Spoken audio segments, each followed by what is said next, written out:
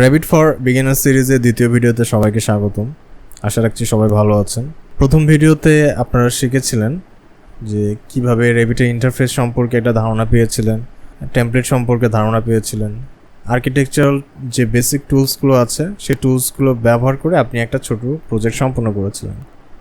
আপনাদের মধ্যে থেকে কেউ যদি প্রথম ভিডিওটি মিস করে থাকেন, প্রথম ভিডিওটির লিঙ্ক আমি ডিসক্রিপশনে দিয়ে দেবো, আপনারা সেখান থেকে প্রথম ভিডিওটি দেখে নেবেন। দ্বিতীয় ভিডিওতে যে বিষয়গুলো আপনি শিখবেন, চলুন সেগুলো আমরা একটু দেখে নিই।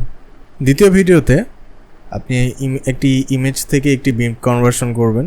তো সেক্ষেত্রে আপনি দুটো টপিক আজকে শিখবেন, সেটা হলো ইমেজটাকে কিভাবে ইনসার্ট করতে হয় এবং আপনার ইমেজটাকে আপনি কিভাবে অ্যাকুরেটভাবে স্কেল করবেন। তো আপনি যে কোনো ইমেজ পাওয়ার জন্য এখানে গুগলে এসে ফ্লোর প্ল্যান লিখে সার্চ করলেই পেয়ে যাবেন। ইমেজে এসে আপনি এখানে ফ্লোর প্ল্যান যে কোনো আপনার পছন্দ মতো, যেমন যে ধরনের আপনি প্র্যাকটিস করতে চান সেই ধরনের একটি ফ্লোর প্ল্যান আপনি নিয়ে নেবেন। সেটা এমন হতে পারে, সেটার ইউনিটটা ফিট ইঞ্চিতেও থাকতে পারে অথবা ম্যাট্রিক ইউনিটও থাকতে পারে। যদি ম্যাট্রিক ইউনিটে থাকে তাহলে সেক্ষেত্রে ইউনিট কীভাবে সেট আপ করবেন সেটিও আমি আজকের এই ভিডিওতে দেখাবো। তো এখান থেকে আপনার পছন্দ মতো যে কোনো একটি ইমেজ আপনি সিলেক্ট করে কাজ করা শুরু করে দেবেন। আমার ক্ষেত্রে আমি একটা ইমেজ এই ফ্লোর প্ল্যানটার উপরেই কাজ করব এবং এই ফ্লোর প্ল্যানের যে মেজারমেন্টগুলো সেই মেজারমেন্টগুলো ফিট ইঞ্চিতে দেওয়া আছে। আপনি রেবিটে আসবেন, রেবিটে এসে নিউ এই বাটনটির উপরে ক্লিক করে একটা টেমপ্লেট নেবেন। তো টেমপ্লেট নেওয়ার জন্য আমরা এখান থেকে যে টেমপ্লেট দুটো দেওয়া আছে দুটো আমি ব্যবহার করব না, আমি ব্রাউজের উপরে ক্লিক করে এখান থেকে রেসিডেন্সিয়াল ডিফল্ট টেমপ্লেটটাকে নিয়ে ওপেন করব। তারপরে ওকে করার পর ইমেজটাকে আপনার ইনসার্ট করতে হবে। ইনসার্ট করার জন্য এখানে দেখবেন ইনসার্ট নামে একটা ট্যাবই দেওয়া আছে। এই ইনসার্ট ট্যাবের উপরে ক্লিক করে আপনি এখানে দুইটা অপশন পাবেন, একটা হলো লিঙ্ক ইমেজ আর একটা হলো ইম্পোর্ট ইমেজ। লিঙ্ক ইমেজেরও কাজ আছে, আমি ফিউচারে আপনাদেরকে লিঙ্ক ইমেজ বা এই লিঙ্ক পুরো যে টুলসগুলো আছে টুলসগুলোর কী কাজ সেটা আমি দেখিয়ে দেবো। আপাতত আমরা যেটা করব সেটা হলো আমাদের ইমেজটা যেখানে আছে সেই ইমেজের এই যে লিঙ্কটা এখানে একটা ক্লিক করব। ক্লিক করে এটার লোকেশনটাকে রাইট বাটন ক্লিক করে কপি দেওয়ার পরে আপনি এখানে ইম্পোর্ট ইমেজে আসবেন। আসার পরে এই যে লিঙ্কটা এই লিঙ্কটাকে এখানে পেস্ট করে একটি এন্টার দেবেন। দেওয়ার পরে ইমেজটাকে সিলেক্ট করে ওপেন। তারপরে ওপেন করার সাথে সাথে দেখবেন যে আপনার ইমেজটা চলে এসেছে। এখন আপনি ইমেজটাকে যেখানে প্লেস করতে সেখানে একটা ক্লিক করলে ইমেজটা চলে আসবে। আসার পর ইমেজ চলে আসছে, আসার পর এটাকে সিলেক্ট করে আপনি এখান থেকে এই যে এটাকে এখান থেকে এই যে পিনের উপরে একটা ক্লিক দিবেন। তাহলে কি হবে, ইমেজটা আর ডিলেটও হবে না বা আপনি এটাকে আর মুভ করতে পারবেন না। আবার যদি আপনি পিনের এই মাথায় একটা ক্লিক করেন তাহলে ইমেজটা আবার আপনি ফ্রিলি মুভ করতে পারবেন।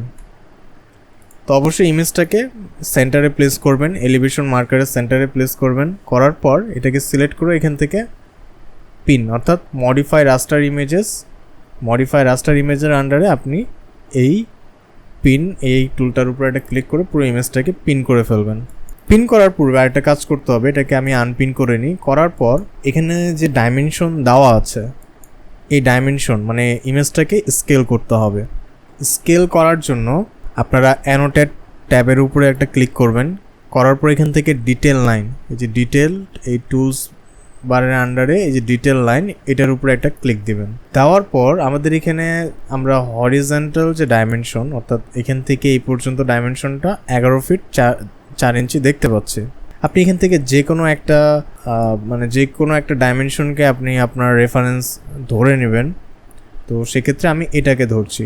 ধরার জন্য এটা কিন্তু ভিতরের ডাইমেনশনটা 11 ফিট 4 ইঞ্চি অর্থাৎ এই ওয়ালের ইন্টেরিয়র হতে এই ওয়ালের এটা পর্যন্ত। তো এখানে একটা ক্লিক করে আপনি 11 ফিট 4 ইঞ্চি লিখে একটা এন্টার দেবেন। দেওয়ার পর এই লাইন অনুসারে আমাদেরকে কী করতে হবে, এটাকে স্কেল করতে হবে। তো লাইন টানা শেষ। এখন আপনি ইমেজটাকে সিলেক্ট করবেন। করার পর মডিফায়ার আন্ডারে অর্থাৎ রাস্টার ইমেজটাকে সিলেক্ট করার পরে এখানে মডিফাই রাস্টার ইমেজেস নামে একটা কন্টেক্সচুয়াল ট্যাব আপনি পেয়ে যাবেন।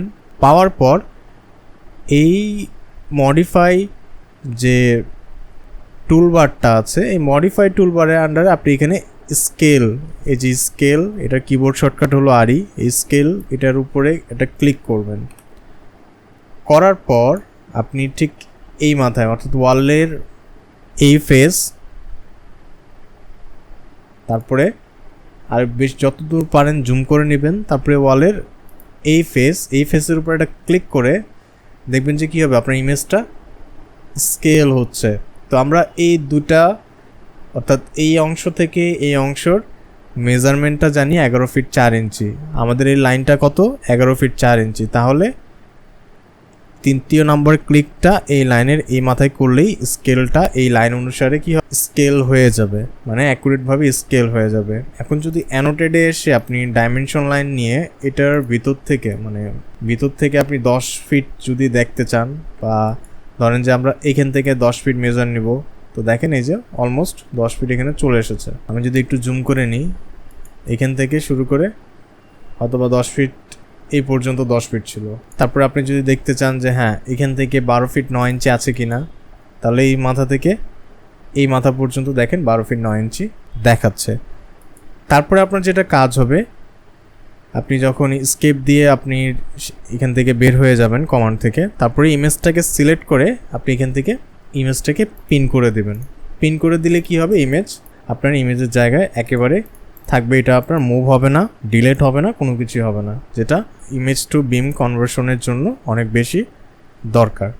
আরেকটি বিষয় সেটি হলো, আমার এই ইমেজের ডাইমেনশন তো ফিট ইঞ্চিতে আছে, যদি মিলিমিটার, সেন্টিমিটার অথবা মিটারে থাকতো তাহলে তো সেক্ষেত্রে আপনাকে যেটা করতে হইতো, বা আপনি যে কাজটি করতেন সেটি হলো ম্যানেজে এসে এখানে দেখেন প্রজেক্ট ইউনিটস নামে একটা কমান্ড আছে, যেটা কিবোর্ড শর্টকাট হলো UN। এটার উপরে আপনি ক্লিক করতে পারেন, অথবা কিবোর্ড থেকে UN দিলেও চলে আসবে। এখান থেকে আপনি লেন্থের উপরে ক্লিক করে ফিট/ফ্র্যাকশনাল ইঞ্চেস দেওয়া আছে, আপনি এখান থেকে মিলিমিটার অথবা আপনার সেন্টিমিটার অথবা মিটার, আপনি যেই ইউনিট নিয়ে কাজ করতেন, অর্থাৎ আপনার ওই ইমেজটা যে ইউনিটে ছিল সেই ইউনিট অনুসারে আপনি এখান থেকে প্রজেক্ট ইউনিটটা চেঞ্জ করে নেবেন। এই ইমেজের ক্ষেত্রে অর্থাৎ আমি যে ইমেজটা ব্যবহার করছি এটা যেহেতু ফিট ইঞ্চিতে আছে, তো সেক্ষেত্রে আমি এখান থেকে ফিট/ফ্র্যাকশনাল ইঞ্চেস সিলেক্ট করে রাখলাম। আশা রাখছি আপনারা বুঝতে পেরেছেন। আর পরের ভিডিওতে আমরা এই যে ইমেজটা, সেই ইমেজের উপরে ওয়াল ট্রেসিংয়ের কাজ শুরু করে দেবো।